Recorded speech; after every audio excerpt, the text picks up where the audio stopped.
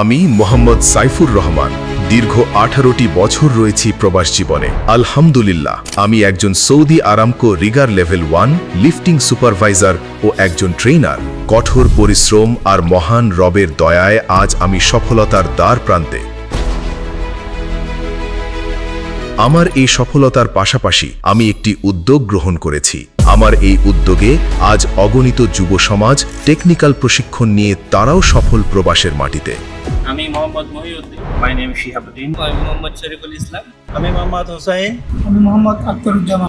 আমি মোহাম্মদ মাহফুজুর রহমান সিফাত। আমি মোহাম্মদ আব্দুর রহমান। আমি মোহাম্মদ রনি মন্ডল। আমি সৌদি আরবে বাংলাদেশ থেকে মোহাম্মদ সাইফুর রহমানের মাধ্যমে আসি। আমার প্রিয় বাংলাদেশ, লাল সবুজ এর এই বাংলাদেশে সবচেয়ে প্রধান সমস্যা বেকারত্ব। 2025 সালের জরিপ অনুযায়ী এদেশের বেকার সংখ্যা 26,24,000। আমার সফলতা ছড়িয়ে দিতে চাই পুরো বাংলাদেশ জুড়ে। বাংলাদেশের প্রতিটি বিভাগে একটি করে টেকনিক্যাল প্রশিক্ষণ কেন্দ্র প্রতিষ্ঠা করতে চাই ইনশাআল্লাহ, যেখান থেকে যুব সমাজ টেকনিক্যাল প্রশিক্ষণ নিয়ে বিশ্বের যে কোনো দেশে কর্মসংস্থান সুযোগ করতে পারে। যে সকল প্রশিক্ষণ দেয়া হবে তার ভিতর রয়েছে ক্রেন অপারেটিং প্রশিক্ষণ, ফ্রক লিফট অপারেটিং প্রশিক্ষণ, ম্যান লিফট অপারেটিং প্রশিক্ষণ,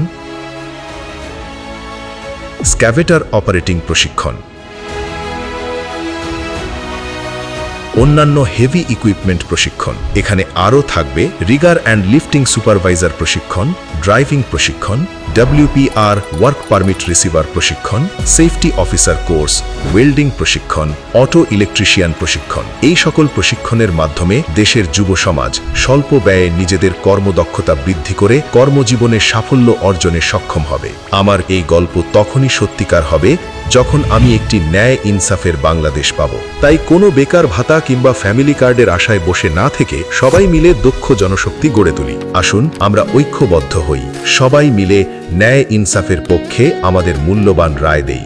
একটি ভোট শুধু একটি চিহ্ন নয়, এটি একটি স্বপ্ন, একটি দায়িত্ব এবং একটি চাঁদাবাজি মুক্ত ন্যায় ভিত্তিক বাংলাদেশের পথে এগিয়ে যাওয়ার শক্তি।